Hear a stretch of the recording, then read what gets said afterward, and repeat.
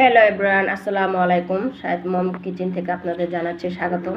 দেখুন বন্ধুরা, আজকে আমি এখানে বিভিন্ন ধরনের পাঁচমিশালি শাক নিয়েছি ডাঁটা শাক, লাল শাক, তারপরে এটার আপনারা কে কোন দেশে কী নামে বলেন সেটা আমি জানি না, আমার কমেন্টস করে জানাবেন। আর এটা আমাদের গ্রামে ভাষা বলে এটাকে খেতা শাক। আর নিয়েছি গোল হেঁচি,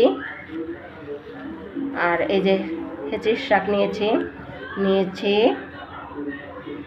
কুচুল্লা পাতা, আর নিয়েছি কচু পাতা, কমলি শাক, হেঁচি শাক, আর এখানে নিয়েছি লাউ পাতা। বিভিন্ন ধরনের শাক নিয়েছি। এটাকে আমি আমার নানি দাদিদের মতন আমি আজকে রান্না করব। ভিডিওটা প্রথম থেকে শেষ পর্যন্ত দেখবেন প্লিজ। আর এই শাকটা রান্না করতে বেশি কিছু লাগে না। আর এখন এটাতে নিয়েছি 10-12টা মতন কাঁচামরিচ, আর সাথে নিয়েছি 2টা লেবু পাতা। লেবু পাতাটা অপশনাল, আপনারা চাইলে দিতেও পারেন, নাহলে স্কিপও করতে পারেন, সমস্যা নেই। কিন্তু আমি লেবু পাতাটা দিলে গ্রান আসে, এই জন্য আমি লেবু পাতা নিয়েছি। আর এর সাথে যাবে এই শাকটার ভিতরে রসুন বাটা, লবণ, এছাড়া আর কোনো কিছুই যাবে না। আমি তেল ছাড়া সম্পূর্ণ এটা রান্না করব। এখন শাকগুলো আমি ভালো করে ধুয়ে নিব। শাকগুলো আমি সুন্দর করে ধুয়ে নিয়েছি। দেখুন, একদম কুচি কুচি শাক, বেশি সময় লাগবে না রান্না করতে। আর চুলাতে একটা কড়াই বসিয়ে দিয়েছি, কড়াইতে শাকগুলো আমি দিয়ে দিব।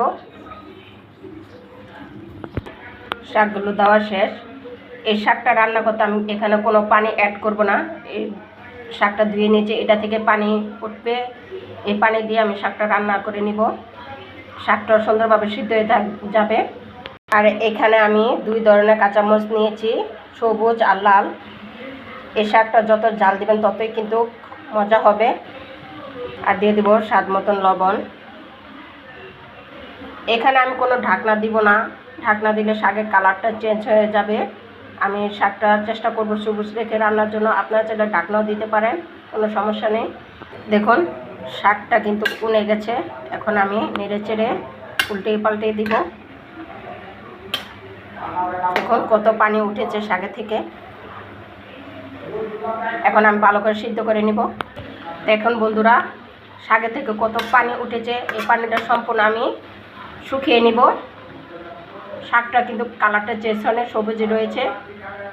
এই পর্যায়ে দিয়ে দেব সামান্য একটু রসুন বাটা, দিয়ে ভালো করে মিশিয়ে নিব। দেখুন বন্ধুরা, শাকের পানিটা কিন্তু প্রায় শুকিয়ে গেছে। এখন আমি এই শাকটা একটা ডাল ঘুটনির মাধ্যমে এভাবে থেতলে নেব, যাতে শাকটা গলে যায়। আপনারা চাইলে এটা দেওয়া দিয়েও করতে পারেন, কোনো সমস্যা নেই। ঠিক এভাবে থেতলে নেবেন। দেখুন বন্ধুরা, আমি এভাবে থেতলে শাকের হাড্ডি একবারে ভেঙে ফেলেছি। এখন আমি এটাকে নেড়ে চেড়ে ভালো করে শুকিয়ে নিব। এই পর্যায়ে দিয়ে দিব আমি 2টা লেবু পাতা 4 টুকরা করে নিয়েছি।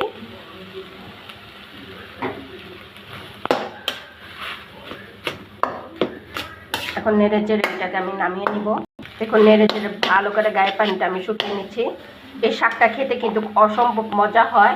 আমার নানি দাদিদের দেখতাম এভাবে রান্না করতো, পাঁচমিশালি শাক সম্পূর্ণ তেল ছাড়া। আপনারা যারা তেল ছাড়া খেতে একেবারেই পারেন না, তারা চাইলে এইভাবে রান্না করে তেলে আর রসুন ভেজে বাগার দিয়ে খেতে পারেন, কোনো সমস্যা নেই। আমার শাক রান্নাটা কিন্তু হয়ে গেছে। ভিডিওটা যদি ভালো লাগে লাইক, কমেন্ট এবং শেয়ার করে দিবেন, চ্যানেলটা সাবস্ক্রাইব করে দিবেন। আজকে এ পর্যন্ত, আল্লাহ হাফেজ।